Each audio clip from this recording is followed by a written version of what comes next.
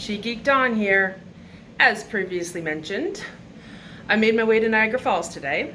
It was nice because since I'm spending the night at the falls, I didn't have to wake up super early to try and get to the border and cross, etc., etc. So I just did a usual wake up time, took my time in the morning, checked out, made my way here.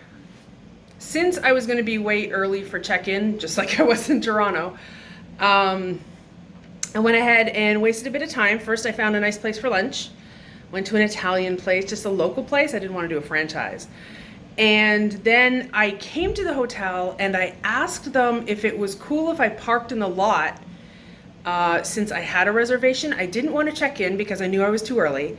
And so she just looked me up. She took my license plate and she said, sure, that's no problem, because I'm really close to the kitschy touristy area of Niagara Falls. So instead of having to look for parking and pay for parking, I could park in the lot where I'm going to stay anyway, go for a walk, and come back in hour and a half, 2 hours. So that's what I did.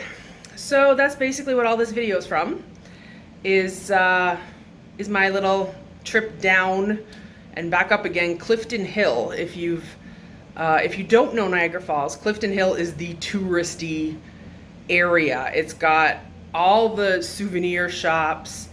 It's got like midway game kind of places.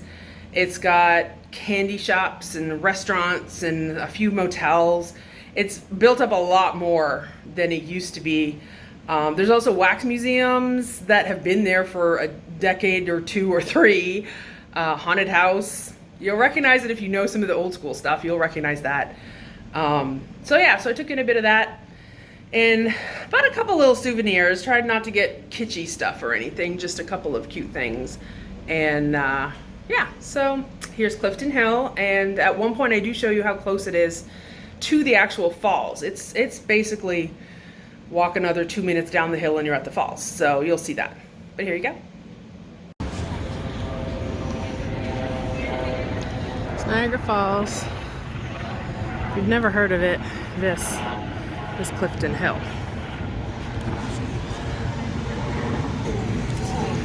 Clifton Hill is the major kitschy, like full-time amusement park, touristy road. It's literally quite a hill. Here's some more of Clifton. I'm just kind of taking, because there's so much, I'm just taking a bit of video as I walk down a bit at a time.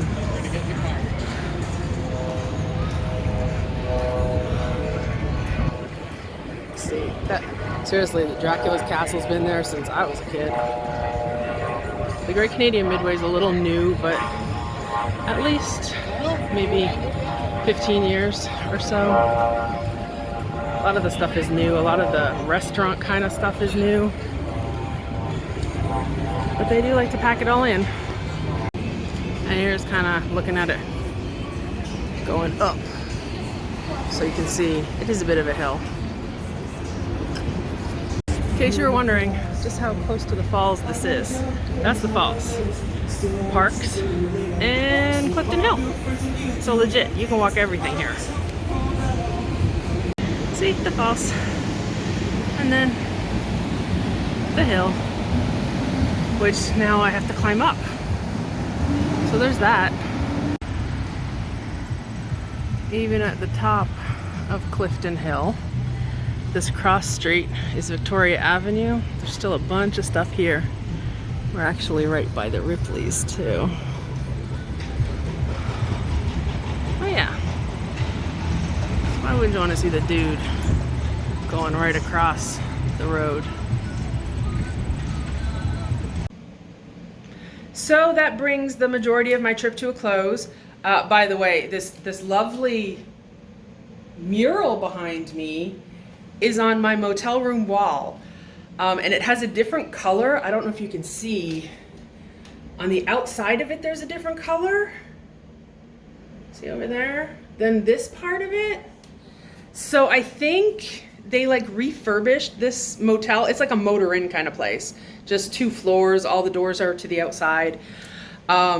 But I think they refurbished it, and I'm guessing they had this lovely artwork in all the rooms, and they decided to keep it.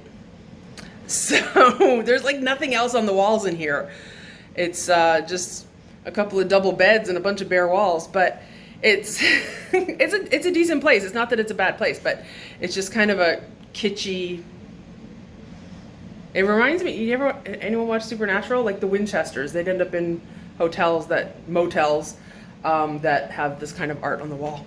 Anyway, that does conclude the majority of my trip. I'll probably make a video tomorrow on my way home back to Ohio. So at least from here, I only have a 4-hour drive instead of the usual 6-hour if I leave direct from Toronto. So that'll be nice to not have quite as long a drive. I don't have to get up super early again. Maybe I'll try and be at the border around 8 or 9 and go from there. But yeah, that does it for this time around, and I hope you've enjoyed seeing all the sights. And yeah, that's about it. Bye for now.